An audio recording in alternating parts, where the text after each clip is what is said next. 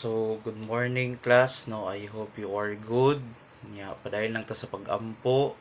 Bisag naman loyo sa ato ang mga nasinati nga kalamidad karon, no. Kini pag-ampo ra gyud at mga tuang murag weapon, no, against all the calamities that we experience. Kaya wala jud imposible sa Ginoo kung kanunay ta nga mag-ampo. Okay?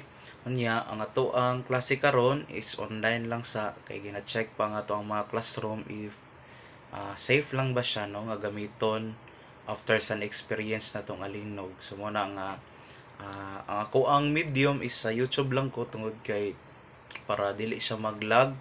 Unya, surely no maka-participate jud ang tanan kay YouTube man, no, pwede man ninyo ma-review anytime na gusto ninyo i-review. Okay? So, atong nanata sa lesson 7 karon, no.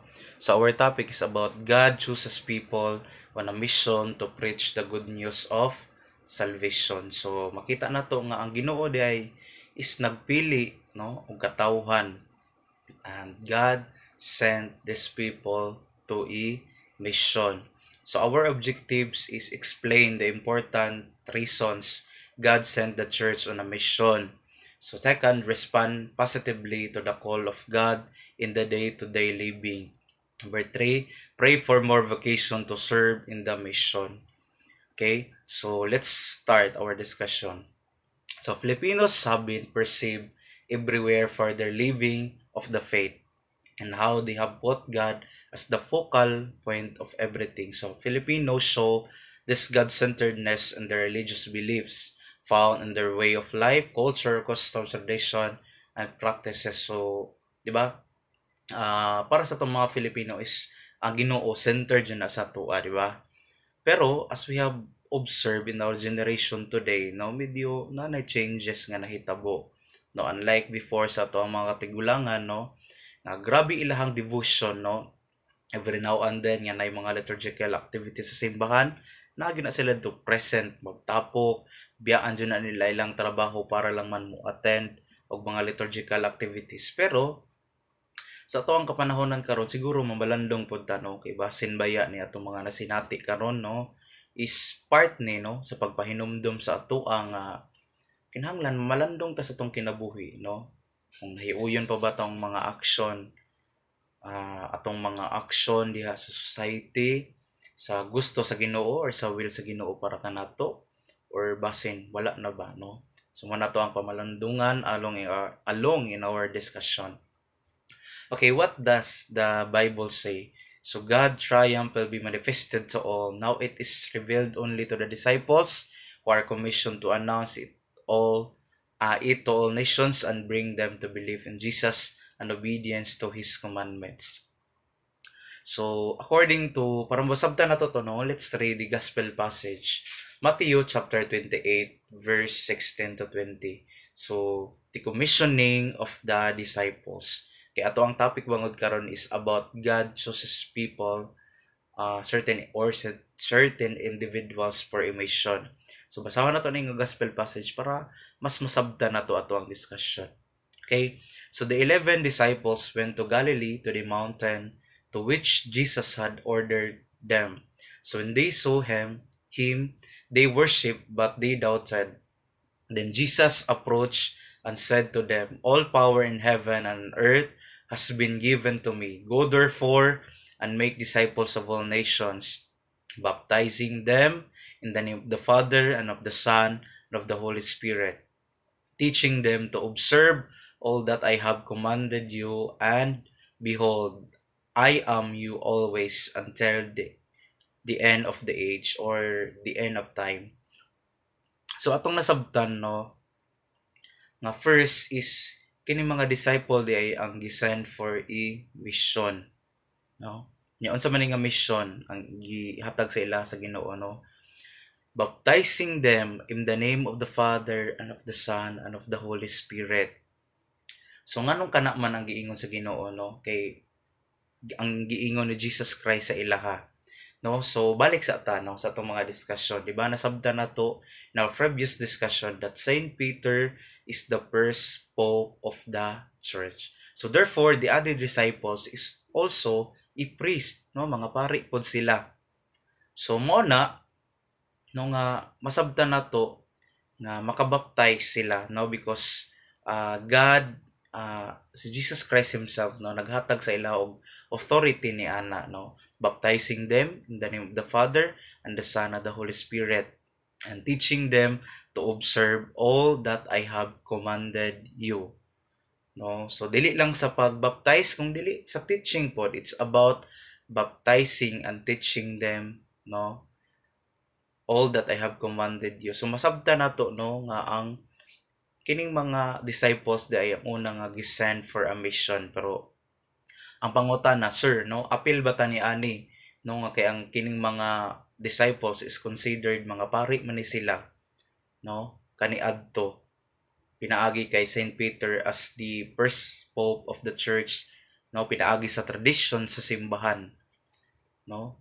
So kita nakaambit pud ba ta ni ani? So ato nang tubagon unya ang inyong question, or ang question nga gihatag nako sa inyo ha. So what does the church teach? So our catechism tells us that although in ways known to himself, God can lead all those who, through no fault of their own, are ignorant of the gospel to the faith without which it is impossible to please him. So, di ba, no, masabta na to in our gospel passage, in the gospel passage to, na ang Ginoo naghatag og mission sa mga disipulo. So, unsa man to nga mission, no, to preach the good news of salvation and to baptize. So, kinsa man, no, the question is kinsa ang sangyawan, no, nakabutang diri, no, are those ignorant of the gospel, no, katong wala pa nakaila kang Kristo. So moto sila nga to ang sangyawan, but of course di lang sila apil to atong mga brothers and sisters nga nakaila na sa Ginoo, no, pero nakalimot lang, no, we have also to encourage them, no. So the church still has the obligation and also the sacred right to evangelize all men according to CCC 848. So tubagon ako tong question nga gihatag sa inyo. Gihatag na ko sa inyo again na, no. Anak ko nga apil ba ta, no, isip mga membro diya sa simbahan nahatagan ba ta ani nga mission? The answer is yes. Pinaagi sa ato ang CCC 848. No, the church still has the obligation and also the sacred right to evangelize all men. Kay ngano man, no, nakashare man ta, no, sa mission ni Christ pinaagi sa ato ang baptism. Kasi kita itong nadawat sa bunyag, no, we become children, sons and daughters of God, no. Ang baptism is gi-remove ang ato ang original sin. Unya nakashare ta sa mission ni Christ, no, the kingly, priestly and prophetic. So muna ang mission.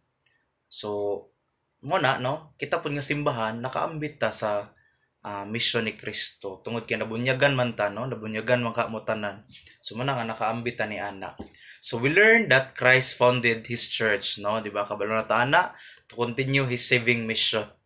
So this mission originates from the Blessed Trinity and is given to the church to proclaim and to establish among all peoples the kingdom of God according to CFC 1412. So nganong natagaan ang simbahan ni ana tungod kay ang pilar sa simbahan, no, katong mga disciples kitagaan ni Kristo og mission, no. Nya kita, no, mga followers man ta ni Christ, unya ang pilar nato is katumang mga disciples di ay especially Saint Peter as our first pope.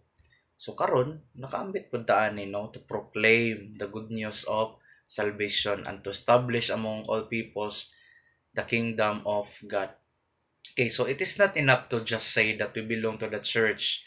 So we have to share in its mission as it is requirements of the church, no. Dili pwede nga murabag apil lang ta ni ani, nagpamembro lang ta, nagbayad ta og membership sa simbahan or sa ba, no.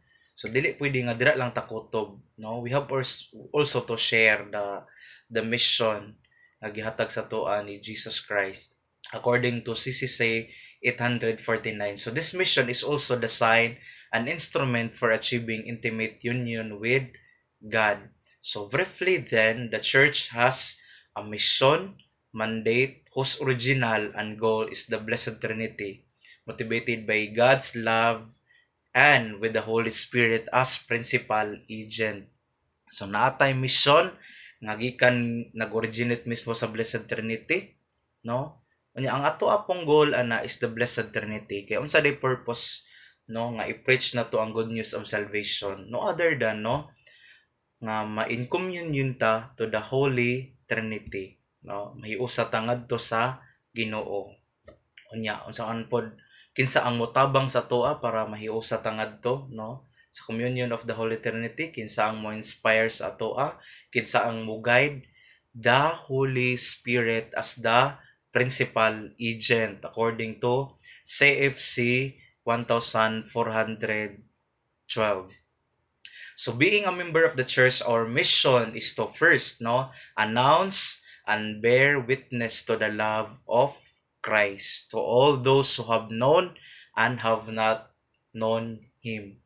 So ang ato ang mission, no, is to announce, no, and bear witness the love of Christ sa mga tao nga nakaila kang Kristo o labaw na sa mga tao nga wala pa ka ila kang Kristo.